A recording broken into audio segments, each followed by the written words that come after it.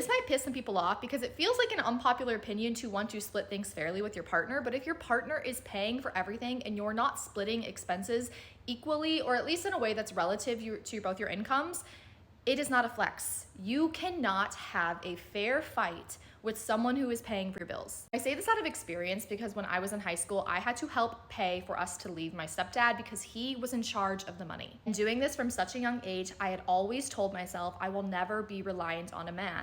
I was never sure that I wanted to get married. And then I met the right partner. And the way we view money is so similar. There are no gender roles, we just have equal goals and we're working towards the same things. And for expenses like rent or groceries, or if we're going out to a meal, we split those things 50-50. Obviously, there are some times when he cares more about something, so he'll pay for it, or I pick us up a coffee or something like that. But for the most part, the main expenses in our life are split equally. I will say there was one time when we were living in San Francisco and our income was a little bit disproportional. He made about $100,000 more than me. He was already paying $2,000 for rent.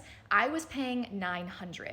So we found a place that was around $3,500 and I said, I don't really want to pay more, but maybe if I pay $1,500, are you okay to still continue paying $2,000? Because he was already used to that. So I was willing to increase my budget to 15. He continued paying 2, and that allowed us to get the place that we wanted. As someone who has jumped socioeconomic classes, I am incredibly passionate about this because I grew up seeing women in my life stay in relationships because they couldn't leave. They did not have money, meaning they had no options and they had no choice. And they were in these relationships that were not impacting their life in a positive way. And I said, I will never do that.